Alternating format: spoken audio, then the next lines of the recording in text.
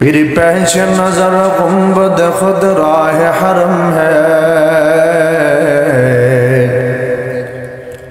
फिर पेश नजर गुंबद खुद राह हरम है, फिर नाम खुदा रोज़ाए जन्नत में कदम है, फिर नाम खुदा रोज़ाए जन्नत में कदम है। ফেরেশতারা কিন্তু এখনো পর্যন্ত কিয়ামত পর্যন্ত মহান আল্লাহ রাব্বুল আলামিনের হুকুম মতো তারা চলবে। যাকে যেই দায়িত্ব দিয়েছেন সে সেই দায়িত্ব পালন করবে কিয়ামত পর্যন্ত। সুবহানাল্লাহ জোরে বলেন।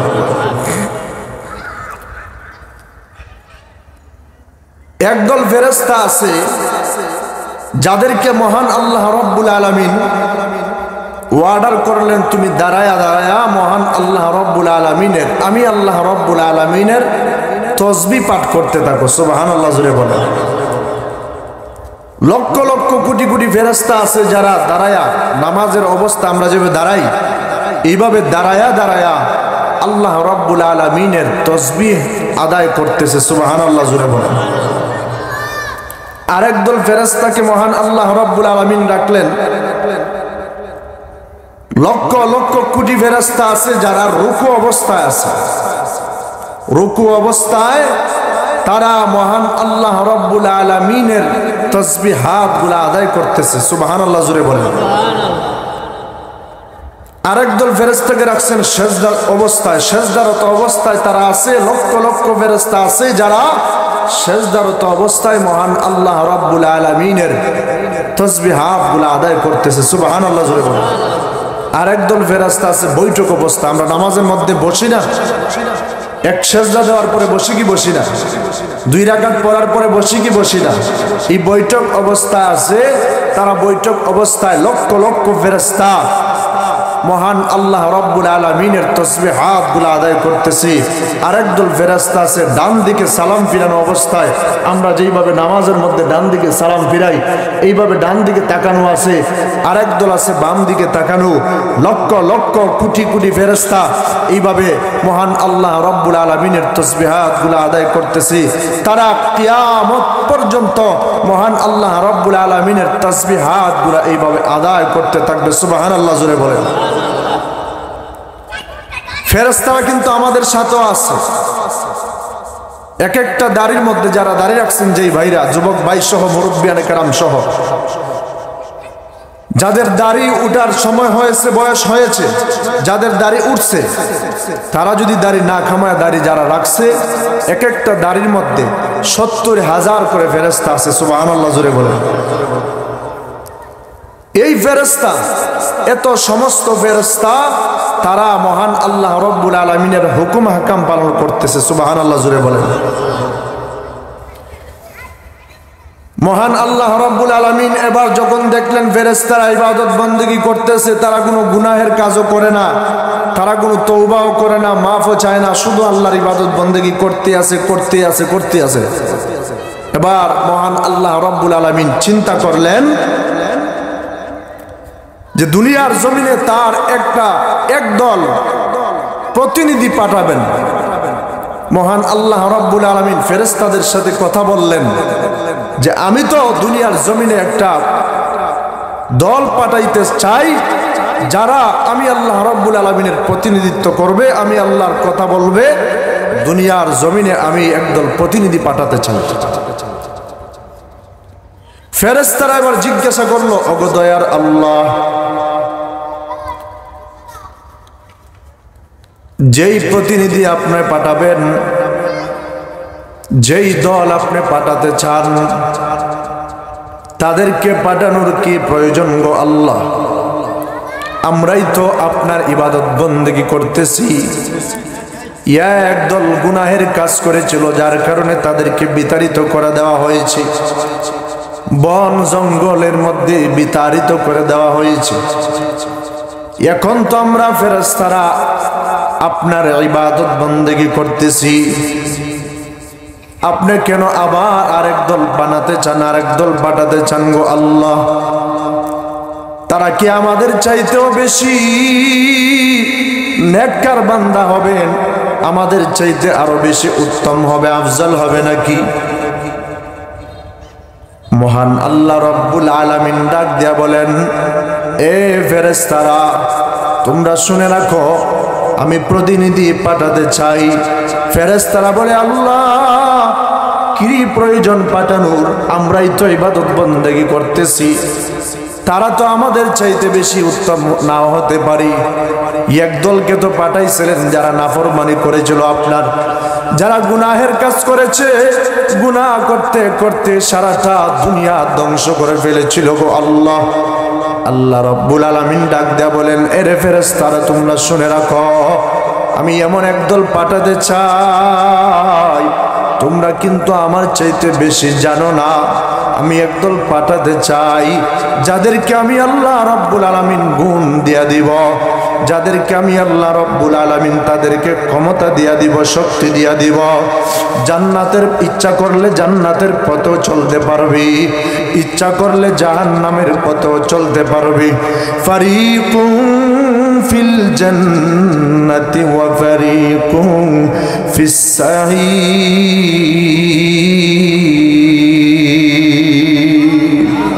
জোরে বলেন আল্লাহু আকবার, আওয়াজ দিয়া বলেন আল্লাহু আকবার। ইচ্ছা করলে তারা জাহান্নামের পথেও চলতে পারবে, ইচ্ছা করলে তারা জান্নাতের পথেও চলতে পারবে। ইচ্ছা করলে তারা নাফরমানি করিয়া, গুনাহের কাজ করিয়া, অন্যায় করিয়া, নাফরমানি করিয়া, ইচ্ছা করলে তারা চতুষ্পদ জানোয়ারের চাইতে আরো নিকৃষ্ট হতে পারবে। আবার ইচ্ছা করলে তারা আমি আল্লাহ রব্বুল আলামিনের হুকুম আহকাম মানিয়া, আমি আল্লাহ রব্বুল আলামিনের হুকুম মানিয়া, আমি আল্লাহ রব্বুল আলামিনের হুকুম পালন করিয়া, আমি আল্লাহ রব্বুল আলামিনের ইবাদত বন্দেগী করিয়া তারা এমন পর্যায়ে বসতে পারবি, তারা তোমাদের চাইতে, তোমাদের ফেরেশতাদের চাইতেও দামি হতে পারবে। সুবহানাল্লাহ। এই কথাটা বলার পর ফেরেশতারা এবার মহান আল্লাহ রব্বুল আলামিনকে ডাক দেয়, বলে আল্লাহ, যেহেতু আপনি বানাবেন যারা ইচ্ছা করলে গুনাহের কাজ করিয়া, নাফরমানি করিয়া, চতুষ্পদ জানোয়ার, কুকুর, বিড়ালের চাইতে নিকৃষ্ট হতে পারবে, আবার ইচ্ছা করলে আপনার হুকুম মানিয়া আমাদের ফেরেশতাদের চাইতে উত্তম হতে পারবি, এই কথাটা তো আমরা জানি না গো আল্লাহ। এই জন্য ফেরেশতারা মহান আল্লাহ রব্বুল আলামিনের কাছে ক্ষমা চাইতেছে, ক্ষমা প্রার্থনা করতেছি, মাফ চাইতেছে। কেন মাফ চাইতেছি? কারণ ফেরেশতারা তো না বুঝিয়া প্রশ্ন করেছি। এই কথাটা বলিয়া ফেরেশতারা মহান আল্লাহ রব্বুল আলামিনের কাছে মাফ চাইতেছি। মহান আল্লাহ রব্বুল আলামিনকে ডেকে ডেকে বলতেছে, দয়ার আল্লাহ, আমরা তো অন্যায় করেছি, না বুঝি আপনাকে প্রশ্ন করেছি, আপনাকে তো প্রশ্ন করার কোনো প্রয়োজন ছিল না, আপনাকে কেন প্রশ্ন করলাম? মেহেরবানি করে আপনি আমাদেরকে মাফ করে দেন, মেহেরবানি করে আপনি আমাদেরকে ক্ষমা করে দেন গো আল্লাহ। এবার আল্লাহ রাব্বুল আলামিনের কাছে যখন তারা মাফ চাইল, ক্ষমা চাইল, এই দুনিয়ার উপরে যে আসমান রয়েছে, 7 আসমানের উপরে একটা ঘর রয়েছে বাইতুল মামুর, যেই ঘরের মধ্যে ফেরেশতারা তাওয়াফ করি, এমন ভাবে তাওয়াফ করি, মহান আল্লাহ রাব্বুল আলামিন এত ফেরেশতা তৈরি করেছেন, যেই ফেরেশতা জীবনে একবার বাইতুল মামুর তাওয়াফ করবে, ওই ফেরেশতা কিয়ামতের আগ পর্যন্ত ওই ফেরেশতা দ্বিতীয়বার ওই বাইতুল মামুর তাওয়াফ করার সুযোগ পাবে না।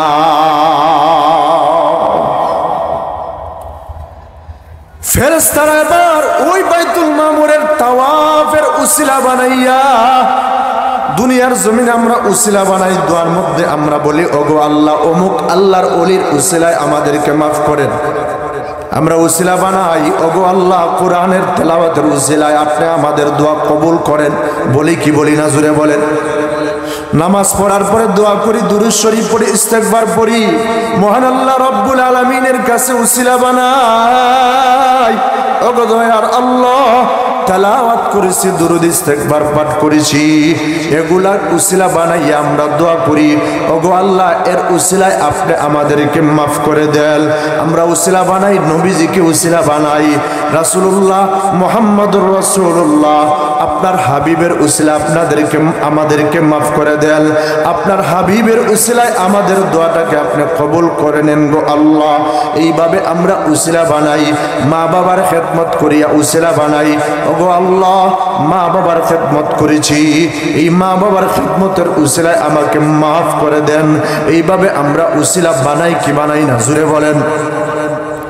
ফেরেশতা উসিলা বানাইলো আল্লাহ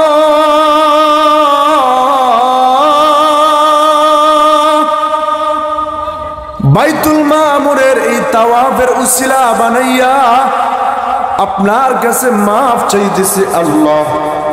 এই তাওয়াফের উসিলা আপনি আমাদেরকে মাফ করে দিন। আল্লাহ রাব্বুল আলামিন ডাক দেয়া বলেন, আরে ফেরেশতারা তোমরা তো অন্যায় করো নাই, তোমরা তো গুনাহের কাজ করো নাই, তোমরা তো ভুল করো নাই, না জানিয়া জানার জন্য প্রশ্ন করা যেতেই পারে, তোমরা তো না জানিয়া প্রশ্ন করেছিলা। আরে ফেরেশতারা তোমরা এই তাওয়াফকে উসিলা বানাইয়া আমি আল্লাহ রাব্বুল আলামিনের কাছে মাফ চাইছো, অন্যায় না করিয়াও তোমরা মাফ চাইছো।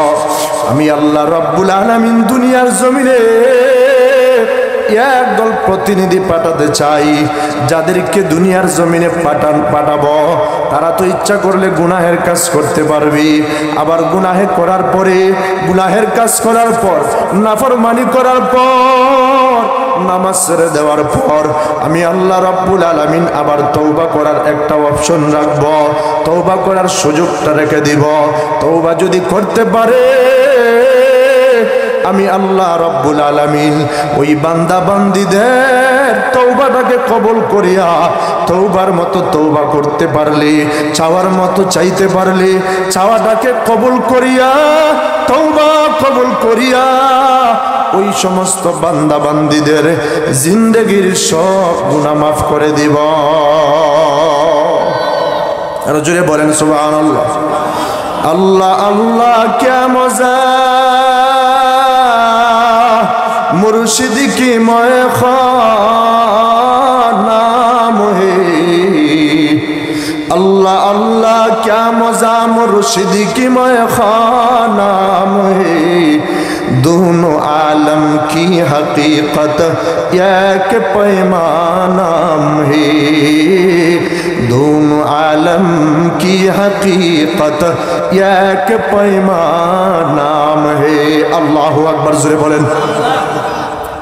আল্লাহ রাব্বুল আলামিন ডাক দিয়ে বললেন, ফেরেশতারা আমি আল্লাহ রাব্বুল আলামিন দুনিয়ার জমিনে একদল প্রতিনিধি পাঠাবো যারা গুনাহের কাজ করবি আবার নেক কাজ করবি। গুনাহের কাজ করার পরে অনেক সময় আমি আল্লাহ রাব্বুল আলামিনের কাছে তাওবা করবি।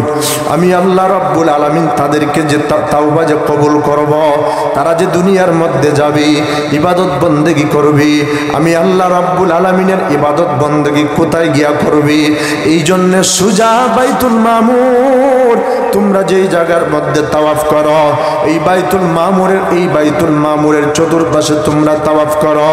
এই তাওয়াফকে উসিলা বানাইয়া আমি আল্লাহ রাব্বুল আলামিনের কাছে মাফ চাইলা। আমার বান্দা বান্দিরা কিভাবে মাফ চাইবি?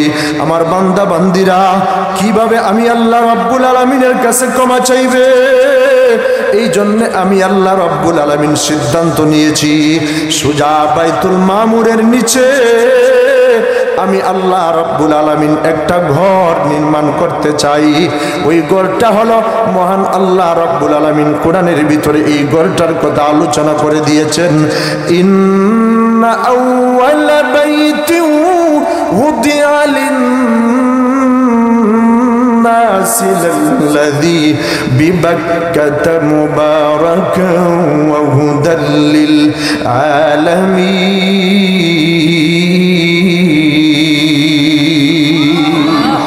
আল্লাহু আকবার, জোরে বলেন, ঈমানি আওয়াজে বলেন আল্লাহু আকবার। আল্লাহ রাব্বুল আলামিন ডাক দিয়ে বলেন, এই দুনিয়ার জমিনে আমি আল্লাহ রাব্বুল আলামিন একটা ঘর নির্মাণ করব মক্কা শহরে মক্কাতুল মুকাররমায় ইন্না আউওয়ালা বাইতিন মুদিআ লিন-নাস লাল্লাযী বিবাক্কাতা মুবারাকান ওয়া হুদাল লিল আলামিন। আমি আল্লাহ রাব্বুল আলামিন মানব জাতির ইবাদতের জন্য একটা ঘর দুনিয়ার জমিনে নির্মাণ করব। এই ঘরটার নাম হবে বাইতুল্লাহ, আমি আল্লাহর ঘর। এবার ফেরেশতাদেরকে আল্লাহ রাব্বুল আলামিন বলে দিলেন, যাও যাও, এই দুনিয়ার জমিনে আমি আমার আদম সন্তানদেরকে, আমি আমার বান্দা বান্দীদেরকে, আমার আদমের সন্তানদেরকে দুনিয়ার জমিনে পাঠানোর আগে আগেই তাদের ইবাদতখানা এই বাইতুল্লাহ নির্মাণ করব। যাও যাও, তোমরা গিয়া সর্বপ্রথম দুনিয়ার জমিনে আমি আল্লাহর ঘর কাবা ঘর এই বাইতুল্লাহ নির্মাণ করো। ফেরেশতাদের মাধ্যমে মহান আল্লাহ রাব্বুল আলামিন নির্মাণ করলেন বাইতুল্লাহ, কাবা ঘর। এই কাবা ঘরকে উদ্দেশ্য করিয়া দুনিয়ার সমস্ত মুসলমানেরা, দুনিয়ার সমস্ত ইমানদারেরা, মুমিনগণেরা কাবা ঘরকে উদ্দেশ্য করিয়া কাবা ঘরকে কিবলা বানাইয়া মুসলমানেরা নামাজ আদায় করে। ঠিক না বেঠিক জোরে বলেন? আমাদের কিবলা পশ্চিম দিকে নাকি? আমাদের কিবলা পশ্চিম দিকে কেন? মসজিদের মেহরাবটা পশ্চিম দিকে কেন? মসজিদের মেহরাবটা পশ্চিম দিকে থাকার কারণটা হলো আমাদের এই বাইতুল্লাহ কাবা ঘরটা পড়েছে, কিবলাটা পড়েছে আমাদের বাংলাদেশ থেকে পশ্চিমে, আবার লন্ডন আমেরিকার পড়েছে পূর্ব দিকে। এই জন্য লন্ডন আমেরিকার মানুষেরা মসজিদ যেই সময় বানায় মসজিদের মেহরাবটা দেয় পূর্ব দিকে। সুবহানাল্লাহ জুড়ে বলেন। যেই সমস্ত দেশের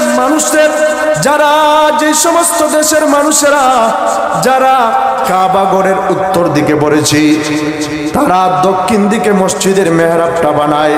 যারা দক্ষিণ দিকে পড়েছে দক্ষিণ দিকের মানুষেরা, দক্ষিণ দিকের দেশের মানুষেরা উত্তর দিকে মসজিদের মেহরাবটা বানায়। আমার পানের বাহির আমার বন্ধুগণ, এই কিবলাটা এই কাবা ঘরকে উদ্দেশ্য করিয়া কাবা ঘরকে কিবলা বানাইয়া মহান আল্লাহ রাব্বুল আলামিনের ইবাদত বন্দেগী করি। মহান আল্লাহ রাব্বুল আলামিন এই কাবা ঘর বানাইলেন। এই কাবা ঘরের চতুর্পাশে যেই ব্যক্তি তাওয়াফ করবে মহান আল্লাহ রাব্বুল আলামিন তার জিন্দেগীর সব গুনাহ ক্ষমা করে দিবে। ফেরেশতারা এই তাওয়াফ বাইতুল মামুরের তাওয়াফকে উসিলা বানায় মাফ চাইল। মহান আল্লাহ রাব্বুল আলামিন দুনিয়ার জমিনে বান্দা বান্দীদের জন্য, নিজের বান্দা বান্দীদের জন্য তাওয়াফ করার একটা সিস্টেম চালু করলেন। আমি আল্লাহর ঘর দুনিয়ার সর্বপ্রথম ঘর, তাওয়াফ করবা। তোমাদের অন্তরের ভিতরে যদি তাকে তাওয়াফ করতেছি একমাত্র কার রাজি খুশি করার জন্য? জোরে বলেন, আরো জোরে বলেন, কার? যেই ব্যক্তির অন্তরের ভিতরে সেই নিয়তটা থাকবে মহান আল্লাহ রাব্বুল আলামিন বলেন তার জিন্দেগীর সব গুনাহ আমি আল্লাহ রাব্বুল আলামিন মাফ করে দেব। সুবহানাল্লাহ। এবার এই কাবা ঘর মহান আল্লাহ রাব্বুল আলামিন নির্মাণ করলেন কয়েক ধাপে। ইব্রাহিম আলাইহিস সালাতু ওয়াস সালাম উনি উনার সন্তানকে নিয়ে নির্মাণ করলেন। আল্লাহ রাব্বুল আলামিন ইব্রাহিম আলাইহিস সালাতু ওয়াস সালামকে আদেশ করলেন, ও ইব্রাহিম, নূহ আলাইহিস সালাতু ওয়াস সালামের সময়, প্লাবনের সময় কাবা ঘরটা নিচে পড়ে গেছে। এবার তুমি কাবা ঘর দ্বিতীয়বার পুনর্নির্মাণ করো। সুবহানাল্লাহ জোরে বলো। ইব্রাহিম আলাইহিস সালাতু ওয়াস সালাম নির্মাণ কাজ শুরু করে দিলেন। একটা পাথর দিয়া দিলেন, যেই পাথর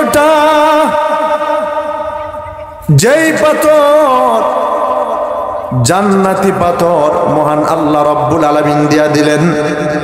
এই পাথরটাকে মহান আল্লাহ রাব্বুল আলামিন সিঁড়ি বানায়া দিলেন, লিফটের মতো বানায়া দিলেন। সুবহানাল্লাহ জোরে বলেন। এই পাথরের মধ্যে পা রাখিয়া ইব্রাহিম আলাইহিস সালাতু ওয়াস সালাম উনি হলেন মিস্ত্রি, আর যুগালি হলেন ওনার সন্তান ইসমাইল আলাইহিস সালাম। সুবহানাল্লাহ জোরে বলেন। নিজের সন্তান। এই পাথরের মধ্যে পা যখন রাখেন যখন প্রয়োজন হয় উপরে উঠার পাথরটা উপরে উঠে যায়, যখন নিচে নামার প্রয়োজন হয় পাথরটা ইব্রাহিম আলাইহিস সালাতু ওয়াস সালামকে নিয়ে নিচে নামিয়ে যায়। সুবহানাল্লাহ, জোরে বলেন। এই মাকাম ইব্রাহিম এখনো পর্যন্ত কাবা ঘরের পাশে ইব্রাহিম আলাইহিস সালাতু ওয়াস সালামের পায়ের চাপটাই পাথরটা রয়েছে। আল্লাহু আকবার, জোরে বলেন। এখনো পর্যন্ত যারা উমরায় গিয়েছে, যারা হজ করতে গিয়েছে, তারা নিদর্শন দেখতে পেরেছে। গত বছর গিয়েছিলাম, আল্লাহ রাব্বুল আলামিন আমাকে নিয়েছেন, তার ঘর দেখার তৌফিক দিয়েছেন, দেখাইছেন। মাকাম ইব্রাহিম দেখলাম, কাবা ঘর দেখলাম। ইব্রাহিম আলাইহিস সালাতু ওয়াস সালাম যে কাবা ঘর বানাইলেন, যেই পাথরের উপরে পা রাখলেন, এই পাথরটাও দেখলাম, দুইটা চোখের পানি ফালায়া কানলাম।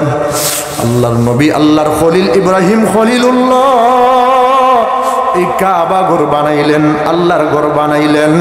এই কাবা ঘর বানাইলেন, আল্লাহর ঘর বানাইলেন। কাবা ঘর বানানোর পরে এবার আল্লাহ রাব্বুল আলামিন ডাক দিয়া বললেন, ও ইব্রাহিম, এই কাবা ঘর বানানোর পরে যেই সমস্ত বালুকণা রয়েছে, কঙ্করগুলা রয়েছে, পাথরের কিছু কঙ্করগুলা রয়েছে, কিছু পাথরের কঙ্করগুলা তোমার হাতের মধ্যে নিয়া তুমি এবার এই পাথরগুলাকে সরায় ছিটায়া দাও। ইব্রাহিম আলাইহিস সালাতু ওয়াস সালাম ডাক দিয়া বললেন, ওগো দয়ার আল্লাহ, এই পাথরগুলা সরায় ছিটায় দিলে কি হবে?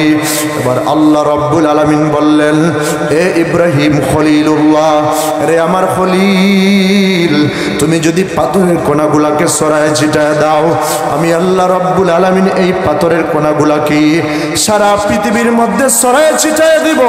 এই পাথরের কোনাগুলা যেই জায়গার মধ্যে গিয়া পড়বে, আমি আল্লাহ রাব্বুল আলামিনের হুকুমে কিয়ামতের আগে হলেও ওই জায়গার মধ্যে আমি আল্লাহ রাব্বুল আলামিনের হুকুমে ওই জায়গার মধ্যে আমি আল্লাহর ঘর, একটা মসজিদ নির্মাণ হয়ে যাবে। সুবহানাল্লাহ, জোরে বলেন। এই তো কামারগাঁও, শান্তি বাউলা সহ সারা বাংলাদেশে, সারা পৃথিবীতে যেই জায়গার মধ্যে মসজিদ রয়েছে, ছোট হোক বড় হোক, ওই জায়গার মধ্যে ইব্রাহিম আলাইহিস সালাতু ওয়াস সালামের এই হাত দিয়া নিজে যে সরায়া ছিটায় দিয়েছিলেন এই কঙ্করগুলা, এই কঙ্করগুলোর একটা টুকরা হলেও ওই জায়গার মধ্যে পড়েছি। এই জন্য মহান আল্লাহ রাব্বুল আলামিনের হুকুমে ওই সমস্ত জায়গায় মসজিদ নির্মাণ হয়ে গেছে। সুবহানাল্লাহ। আমার প্রাণের ভাই, আমার বন্ধুগণ, মনোযোগ সহকারে শুনবেন, দিলের কানটা লাগায় শুনবেন। এই মসজিদ আল্লাহর ঘর। জোরে বলেন কার ঘর? আরো জোরে বলেন কার ঘর? ইমানি আওয়াজে হাত উঠাইয়া আমার আল্লাহকে দেখাইয়া, হাতটা উঠাইয়া এইভাবে আঙ্গুলটাকে উঁচা করিয়া বলো, কার ঘর? আল্লাহ রাব্বুল আলামিনের ঘর। এই ঘর যদি কেউ নির্মাণ করি, এই ঘরে যদি কেউ দান করে, মসজিদে যদি কেউ দান করে, মসজিদের মধ্যে যদি কেউ দান করি, মসজিদ যদি কেউ নির্মাণ করে, ইব্রাহিম খলিলুল্লাহ কাবা ঘর বানাইয়া দোয়া করেছিলেন, আল্লাহ আমি আপনার কাছে দোয়া করতেছি, যেই ব্যক্তি আপনার ঘর নির্মাণ করবে, ওগো দয়ার আল্লাহ, তাকে আপনি আমার সাথে জান্নাতে দিয়া দিলেন। সুবহানাল্লাহ, জোরে বলেন। ইব্রাহিম আলাইহিস সালাতু ওয়াস সালাম কাবা ঘর নির্মাণ করার পর দোয়া করলেন, আল্লাহ আপনি আমার এই কাজটাকে কবুল করেন। আর যারা যারা দুনিয়ার জমিনে মসজিদ নির্মাণ করবে, আপনার ঘর নির্মাণ করবে, ঘর তৈরি করবে, আপনি তাদেরকে আমার সাথে জান্নাতের বাসিন্দা বানায়া দিয়া। আমার প্রাণের ভাই, আমার বন্ধুগণ, তাহলে এই আল্লাহর ঘর মসজিদ যদি কেউ নির্মাণ করি, আল্লাহর ঘর যদি কেউ নির্মাণ করি, এই ঘর নির্মাণ করলে মহান আল্লাহ রাব্বুল আলামিন ইব্রাহিম আলাইহিস সালাতু ওয়াস সালামের সাথে জান্নাতে দিয়া দিবেন। সুবহানাল্লাহ বলেন। আমরা জান্নাতে যাইতে চাই কি চাই না? ইব্রাহিম আলাইহিস সালাতু ওয়াস, আমাদের মুসলিম জাতির পিতা ইব্রাহিম আলাইহিস সালাতু ওয়াস সালাম, উনার সাথে আমরা জান্নাতে যেতে চাই কি চাই না? জোরে বলেন। এই জন্যে তাহলে মসজিদের মধ্যে দান করতে হবে, যার যতটুকু সামর্থ্য আছে দান করতে হবে। আমার প্রাণের ভাই, আমার বন্ধুগণ, আল্লাহর নবী কুল কায়নাতের সরদার, নবী দু জাহানের সরদার নবী মুহাম্মদুর রাসূলুল্লাহ সাল্লাল্লাহু আলাইহি ওয়াসাল্লাম ডাক দিয়া বলেন হাদিসের মধ্যে, আল্লাহর নবী যে বলেন, ক্বালা রাসূলুল্লাহি সাল্লাল্লাহু আলাইহি ওয়াসাল্লাম, মান বানা লিল্লাহি মাসজিদান বানাল্লাহু লাহু বাইতান ফিল জান্নাহ, আও কামা ক্বালা নবী আলাইহিস সালাতু ওয়াসসালাম।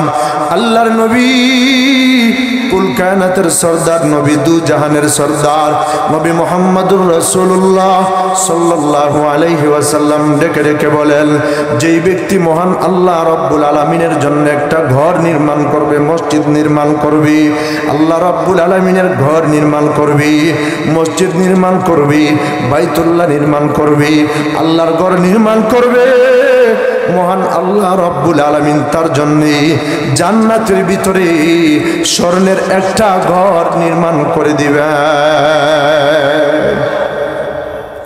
মুহাদ্দিসিনে কেরামগুল হাদিসের ব্যাখ্যায় লিখেছেন, সবার তো সামর্থ্য হবে না একটা মসজিদ নির্মাণ করা, নাকি সকলের সামর্থ্য আছে? সকলের সামর্থ্য নাই। কেউ ইচ্ছা করলে একটা বানাইতে পারবে, আবার কেউ ইচ্ছা করলে 50 টাকা ঊর্ধ্বে দিতে পারে না, 500 টাকার উপরে দিতে পারে না, 1000 টাকার উপরে দিতে পারে না। আছে না নাই জুড়ে বলেন?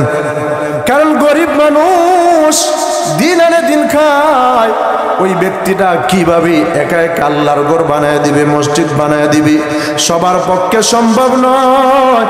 মুহাদ্দিসিনে কেরামগণ হাদিসের ব্যাখ্যায় লিখেছেন, মুহাদ্দিসিনে কেরামগণ ডাক দিয়া বলেন, যেই ব্যক্তিটার কোনো সামর্থ্য নাই, ওই ব্যক্তিটা যদি যার যতটুকু সামর্থ্য আছে, 5 টাকা যদি সামর্থ্য থাকে 5 টাকা দিয়া যদি সহযোগিতা করি, 50 টাকা সামর্থ্য থাকলে 50 টাকা দিয়া যদি সহযোগিতা করি, 500 টাকার সামর্থ্য আছে 500 টাকা দিয়া সহযোগিতা করি, 1000 টাকার সামর্থ্য রয়েছে 1000 টাকা দিয়া যদি সহযোগিতা করি, যার যতটুকু সামর্থ্য রয়েছে ততটুকু দিয়া যদি সহযোগিতা করে সাহায্য করি, মহান আল্লাহ রাব্বুল আলামিন তার নিয়ত যদি ঠিক থাকে, তার এই দানটাকে কবুল করিয়া তার জন্যও মহান আল্লাহ রাব্বুল আলামিন জান্নাতের ভিতরে একটা স্বর্ণের ঘর নির্মাণ করবে।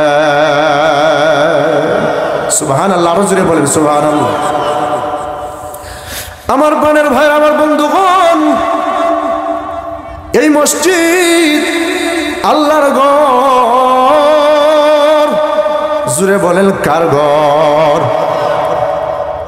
আল্লাহর নবী কুল কায়নাতের সরদার, নবী দু জাহানের সরদার নবী মুহাম্মদুর রাসূলুল্লাহ সাল্লাল্লাহু আলাইহি ওয়াসাল্লাম যেই সময় মক্কা সারিয়া মদিনার মধ্যে হিজরত করে রওনা করে দিয়েছেন, মদিনার মধ্যে যখন হিজরত করলেন, মদিনার মানুষেরা আহলান সালাম দিয়ে নবীজিকে বরণ করে নিল রে। এবার নবীজিকে যখন বরণ করে নিল, বরণ করে নেওয়ার পর আল্লাহর নবী কুল কায়নাতের সরদার সর্বপ্রথম কুবা নামক এলাকার মধ্যে গিয়া নবীজি স্থান করলেন, অবস্থান করলেন। মদিনার পাশেই আল্লাহর নবীজি কুবা নামক এলাকার মধ্যে গিয়া কিছুদিন অবস্থান করলেন।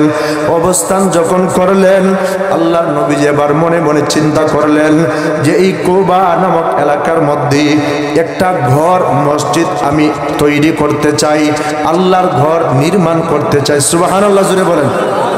কে নিয়ত করেছে? জোরে বলেন কে? নবীজি, আল্লাহর নবী। কে নিয়ত করেছে? নবীজি নিয়ত করলেন আল্লাহর ঘর নির্মাণ করবেন কুবা নামক এলাকায়। যারা হজ করেছে, উমরা করেছে, তারা মসজিদে কুবা অবশ্যই দেখেছি। এই মসজিদে কুবার কি ফজিলত! এই মসজিদে কুবার মধ্যে গিয়া যদি কেউ 2 রাকাত নামাজ আদায় করি, মহান আল্লাহ রাব্বুল আলামিন তার আমল নামায় একটা কবুল উমরা হজের সওয়াব দান করবে। এই জন্য আল্লাহর নবীজি মদিনার মসজিদে নববী থেকে মাঝে মাঝে শনিবারে, প্রায় সময় শনিবারে, মঙ্গলবারে যাইতেন, মাঝে মাঝে অন্য দিনও যাইতেন। মসজিদে কুবার মধ্যে গিয়া আল্লাহর নবীজি নামাজ আদায় করেছেন। সুবহানাল্লাহ জোরে বলেন। এই মসজিদে খুব আল্লাহর নবীজি নির্মাণ করবেন, চিন্তা করতেছেন কোথায় তৈরি করা যায়, কোথায় নির্মাণ করা যায়, নিয়ত করতেছেন, চিন্তা করলেন। আল্লাহর নবী এবার তাকায় দেখলেন মিডিল পয়েন্ট, যেই জায়গাটা একটা সুন্দর জায়গা, যেই জায়গার মধ্যে মসজিদ বানাইলে সুন্দর লাগবে, সুন্দর হবে। মসজিদের পাশে সুন্দর মাঠও আছে, সুন্দর বাগানও আছে, খেজুরের বাগান। চিন্তা করলেন এই জায়গার মধ্যে কুবা নামক মসজিদ আমি নবী তৈরি করতে চাই, মনে মনে চিন্তা করলেন। এবার চিন্তা করার পর সাহাবায়ে কেরামদের সাথে পরামর্শ করলেন। সাহাবায়ে কেরামদের সাথে পরামর্শ করার পর এবার বললেন ঠিক আছে যাও খোঁজ নিয়ে দেখো এই জায়গাটা কার। এবার খোঁজ নিয়ে দেখা গেল এই জায়গাটা একটা ইহুদির জায়গা। হইছে নি ওই ইহুদির জায়গা, ইহুদিকে আর নবীজিকে দিবে? বেঈমানে কে আর নবীজিকে দিবে? ইহুদি খ্রিস্টান তো মুসলমানদের সবচেয়ে বড় দুশমন, ঠিক না বেঠিক জোরে বলেন। দেখেন না বাইতুল মুকদ্দাস, জেরুজালেমের বাইতুল মুকদ্দাস ইহুদিরা দখল করার জন্য কত চেষ্টা করতেছে, কিন্তু মুসলমানেরা দেখায় দিয়েছে আমাদের জীবন থাকতে, আমাদের শরীরে এক ফুটা রক্ত থাকতে আমরা বাইতুল মুকদ্দাসকে ইহুদিদের হাতে তুলে দেব না, ঠিক না বেঠিক জোরে বলেন। আমার প্রাণের ভাইরা, আমার বন্ধুগণ, এই মসজিদে কুবা নির্মাণ করবেন, দেখা যায় ইহুদির জায়গা। আল্লাহ নবীজি এবার কিছু সাহাবায়ে কেরামকে পাঠাইলেন, যাও। হযরত আলী রাদিয়াল্লাহু তাআলা আনহু সহ পাঠাইলেন, আবু বকর থেকে পাঠাইলেন, যাও তোমরা গিয়া ইহুদির কাছে গিয়া বলো হয়তো সে বিক্রি করুক আর না হয় দান করুক, সে যে কোনো একটা করুক এই জায়গাটা, তোমরা গিয়া আমার কথা গিয়া বলো। এবার আবু বকর সিদ্দিক হযরত আলী রাদিয়াল্লাহু তাআলা আনহু সহ গেলেন। যাওয়ার পরে ইহুদিকে বলতেছে, ও ইহুদি, আল্লাহর নবীজির মনে বড় আশা, মনে বড় ইচ্ছা যে এই তোমার এই জায়গাটার মধ্যে আল্লাহর নবীজি একটা ঘর নির্মাণ করতে চান, মসজিদ বানাইতে চান, যেই জায়গার মধ্যে থেকে আল্লাহর ইবাদত বন্দেগী করা হবে, যেই জায়গার মধ্যে থেকে এই জায়গার মধ্যে থেকে আল্লাহর ইবাদত বন্দেগী করা হবে, নামাজ পড়া হবে, এই জায়গা থেকে আমরা দ্বীন ইসলাম প্রচার করব, মানুষদেরকে শিক্ষা দেব, কোরআন হাদিস শিক্ষা দেব। এই কথাটা সাহাবায়ে কেরাম বললেন। ইহুদি বলতেছে যে না, আমি দানও করব না, তোমাদের কাছে বিক্রিও করব না। নাউজুবিল্লাহ জোরে বলেন। এবার আল্লাহর নবী, কুল কায়নাতের সরদার নবী, দু জাহানের সরদার নবী মুহাম্মদুর রাসূলুল্লাহ সাল্লাল্লাহু আলাইহি ওয়াসাল্লাম ওই ইহুদির কাছে চলে গেলেন। ওই ইহুদির কাছে গিয়া ডাক দে বলতেছেন, এরে ইহুদি, ও ইহুদি, আমি নবী বলতেছি তুমি আমাকে এই জায়গাটা দিয়া দাও, আমি তোমাকে টাকা দিয়া দিব। ইহুদি ডাক দেয়া বলে, না আমি বিক্রিও করব না, দানও করব না, এই জায়গাটা আমার বড় শখের জায়গা, অনেক সুন্দর জায়গা, এই জায়গাটা দেওয়া যাবে না, দান করা যাবে না, বিক্রিও করা যাবে না। আল্লাহর নবীজি এবার মনে বড় দুঃখ নিয়া, মনে বড় কষ্ট নিয়ে আল্লাহর নবীজি চলে গেলেন নিজের বাসস্থানে। আল্লাহর নবীজি গিয়া যেই জায়গার মধ্যে অবস্থান করেছিলেন ওই ঘরের মধ্যে গিয়া নবীজি বসে রয়েছেন। ওইদিকে ওসমান রাদিয়াল্লাহু তাআলা ব্যবসার মধ্যে চলে গিয়েছিলেন। উনি ওই সময় আল্লাহর নবীজির কাছে ছিলেন না।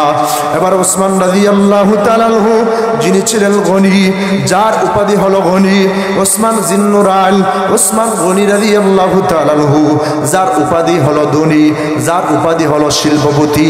আমাদের বাংলাদেশের মধ্যে শিল্পপতি আছে না নাই জোরে বলেন?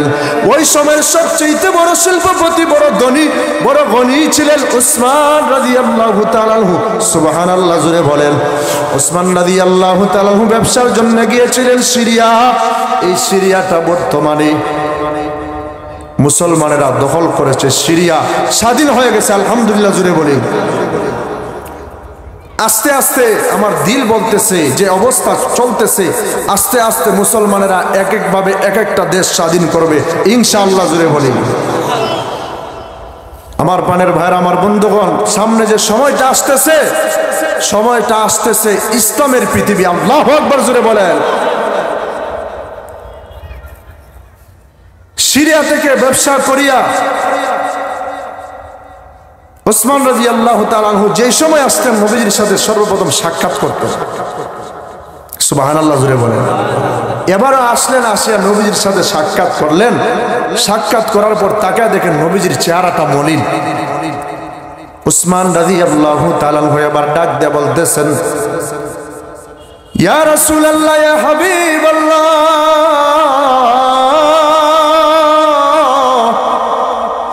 ওগো আল্লাহর পয়গম্বর, আপনার চেহারাটা দেখে আমার দিলের ভিতরে বড় কষ্ট লাগছে গো নবী। অন্যান্য সময় আমি আসলে তো আপনার চেহারার মধ্যে বড় হাসি খুশি আমি দেখি, কিন্তু আজকে যখন আসলাম আপনার চেহারার মধ্যে দেখা যায় মলিন মলিন ভাব। আপনার চোখের কোণার মধ্যে দেখা যায় সামান্য পানি দেখা যায়। ইয়া রাসূলুল্লাহ, ইয়া হাবিবাল্লাহ, আপনার দিলের মধ্যে কি কোনো কষ্ট লাগছে নাকি? আপনি কি কোনো কষ্ট পাইছেন নাকি গো নবীজি? আল্লাহর নবীজি ডাক দেয়া বলেন, এরে উসমান, না না তেমন কিছু না রে উসমান। উসমান গনি রাদিয়াল্লাহু তাআলা ডাক দেয়া বলেন, নবী গো, আপনি আমাকে বুঝ দিয়েন না, বলেন গো নবী আপনার ভিতরে কিসের কষ্ট?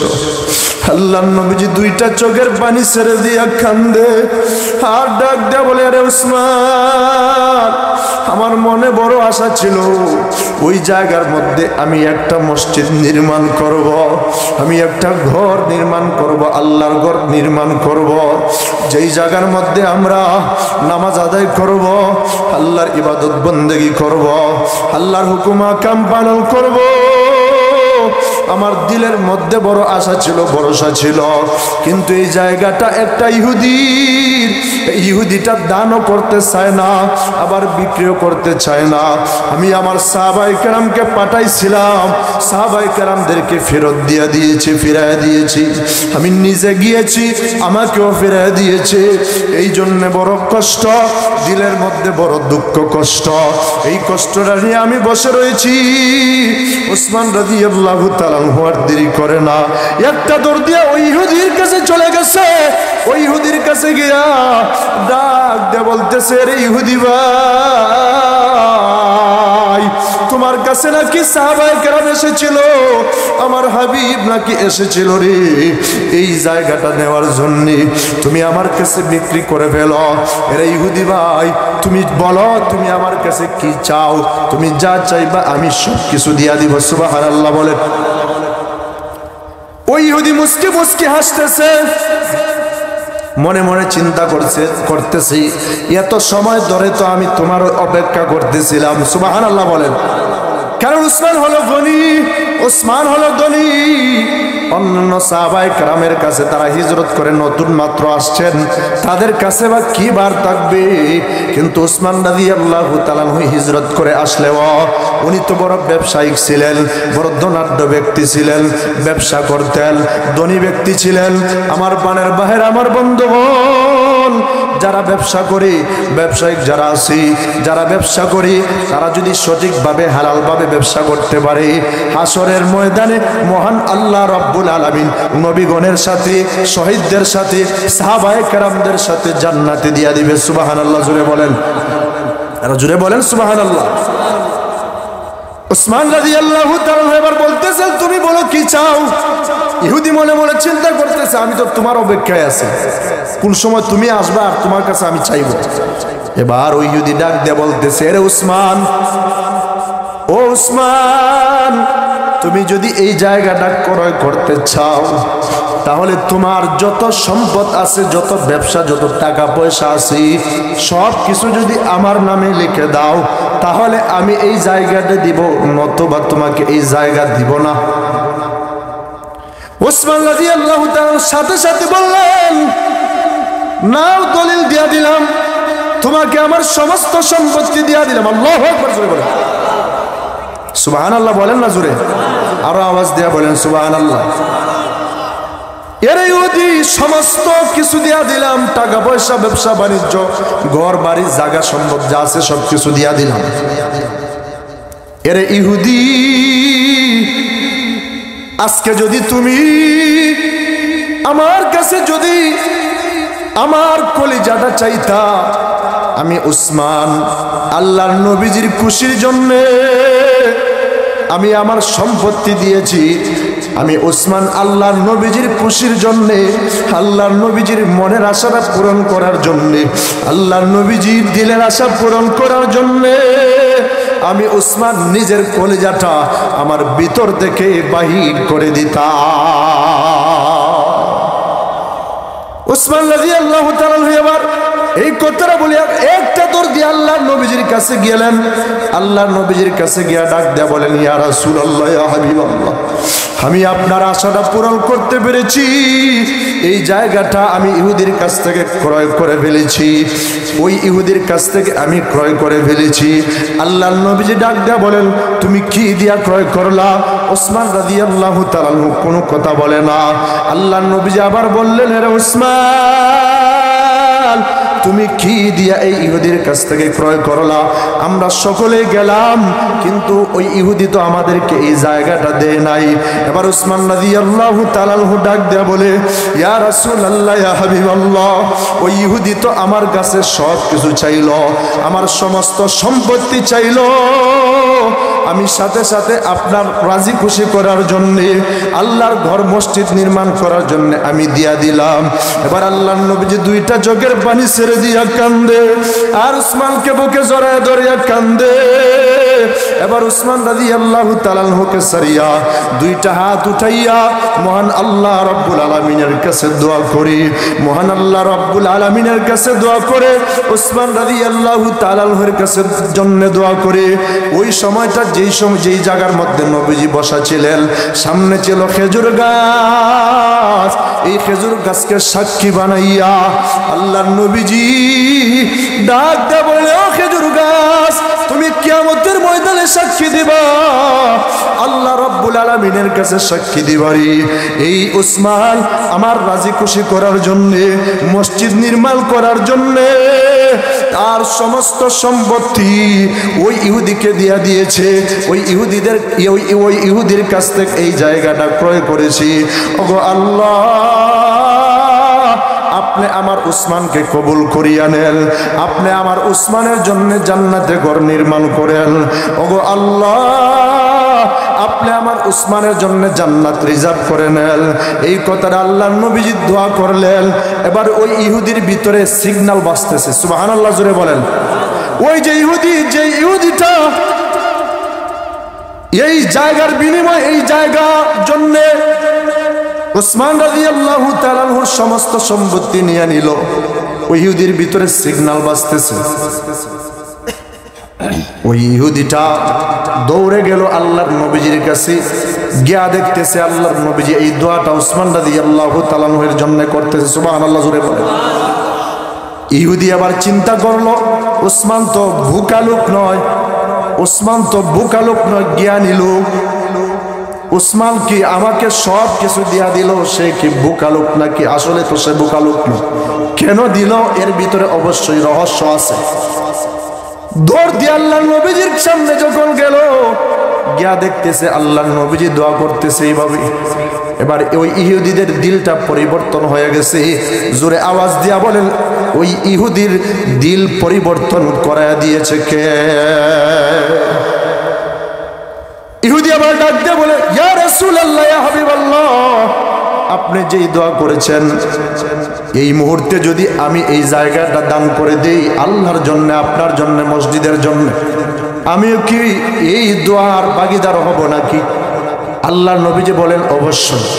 ওই ইহুদির সাথে সাথে এবার ইহুদি বলল, উসমানের সমস্ত সম্পত্তি আবার ফিরায় দিয়া ডাক দেয়া বলতেছি, ইয়া রাসূলুল্লাহ, এই জায়গাটা আমি বিক্রি করব না, আপনার খুশির জন্য, মসজিদের জন্য এই জায়গাটা আমি দিয়ে দিলাম।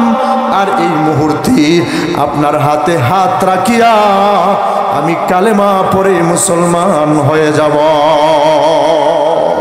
যদি বলেন সুবহানাল্লাহ। যেই কথাটা বলতেছিলাম আমার প্রাণের ভাইরা, আমার বন্ধুগণ, নবীজি বলেন, কেউ যদি একটা ঘর, মসজিদ, আল্লাহর ঘর নির্মাণ করে, যদি সে একাকী নির্মাণ নাও করতে পারে, কিছু টাকা দেওয়া হলো, সহযোগিতা করে, মহান আল্লাহ রাব্বুল আলামিন তার জন্য জান্নাতের ভিতরে একটা স্বর্ণের ঘর নির্মাণ করবেন। সুবহানাল্লাহ।